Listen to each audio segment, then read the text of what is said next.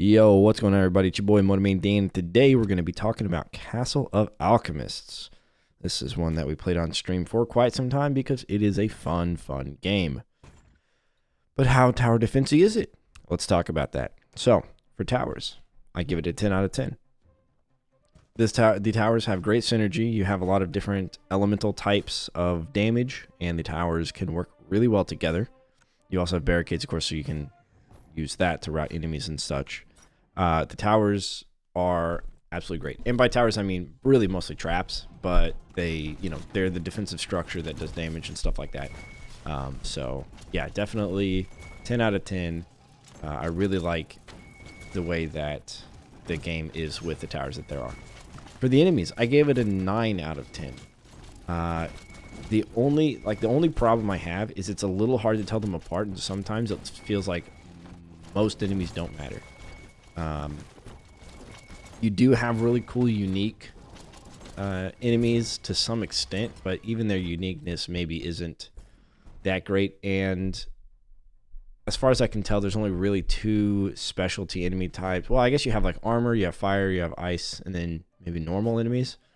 It's a little bit basic across the board when it comes to those things. But we'll get into the special enemies later. But yeah, I just think that the enemies are just a little bit hard to tell apart from each other. And most of them are just cannon fodder for your traps that don't seem to matter all that much.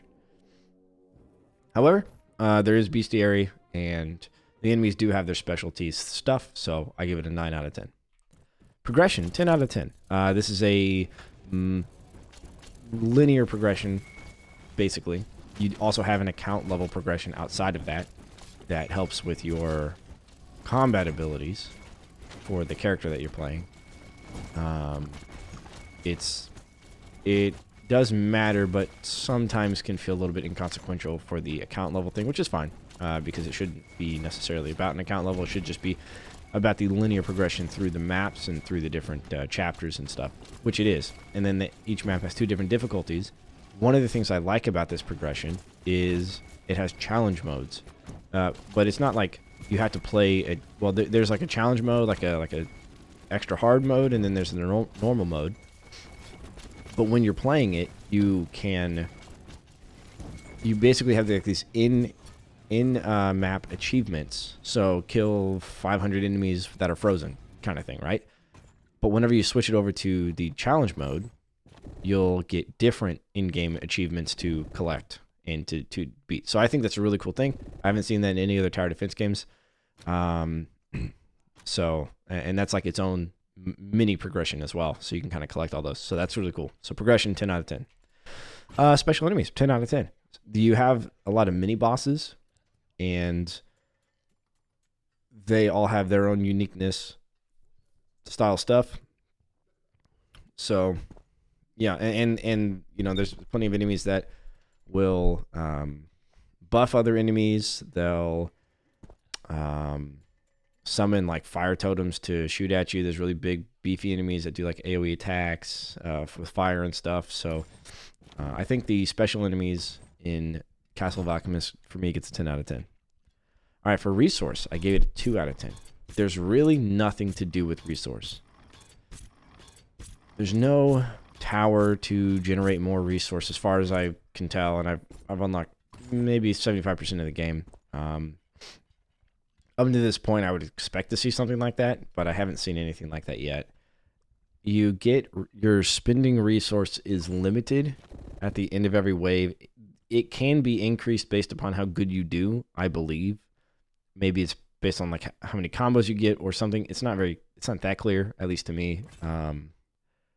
But it does appear that after every wave, there's a set amount, and then you can increase it by your play style, like not dying, not losing any lives, that sort of thing. I think that buffs it. That's why it's getting a 2 out of 10, because I believe that there's some modification you can do to the resource generation you have, but it's very set, and you don't get it in between waves. You don't get it for killing enemies. You only get it for the end of the wave. Then you have micro pacing. There's really no micro because you have a build phase and you have an action phase. which means you're not really microing towers at all. You're not targeting them, you're not upgrading them, you're not placing more, or doing any of that. So, and that does have to do with how the game is managed and how it manages resources and stuff. But, so micro to pacing, and I think even with that, that would normally get 5 out of 10. But I think the pacing in the game feels a little bit too fast sometimes, especially if somebody needs a game that has like a lower RPM. I think the pacing's maybe a little bit too quick, because there's no like there's no slowdown for the game. It's just one speed. If there was an option to slow the game speed down by like 80%, you know, or 0.8 times, then I think that, so it'd be slowing it down by 20%. I think that might be beneficial to some people for accessibility reasons. The macro play is stuff that you can do outside of the towers within the game itself. You do have your character, but that rating kind of falls in line with the strategy to combat ratio. You can do a few like big ticket item stuff, so you can use your Q ability, which in this video it's like a wave clear kind of thing, just like or not a wave clear, but a clear for everything that's coming at you in front of you in a line, or just does massive damage. And then you have your 1, 2, 3, 4 abilities, which I set mine up to do clockworks, but I mean there's plenty of other stuff, grenades and all that. But there's really nothing else. There's not like extra special ability somewhere, some spell you can cast, target an area, whatever. There's nothing you can do to the waves, to the towers,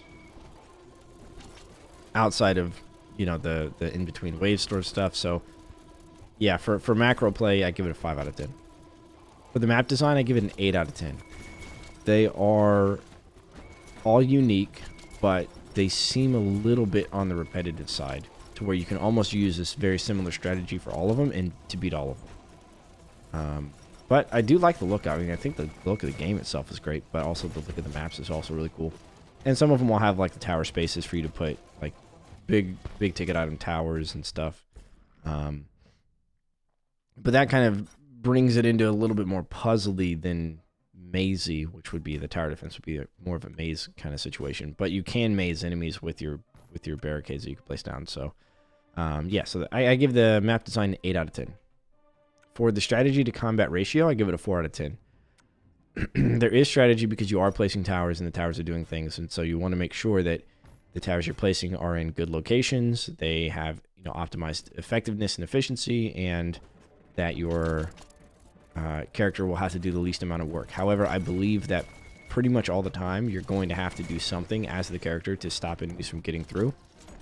So the combat is on equivalent level of importance as strategy, maybe a little bit more than the strategy component. Just because you can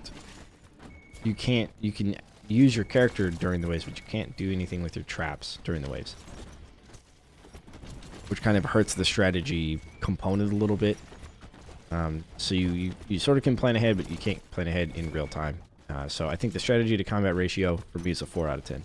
There's just a little bit too much combat, and unfortunately that's really all there is during the wave, which that can be good for some people, I suppose, if there's only combat during the wave, only strategy during the breaks.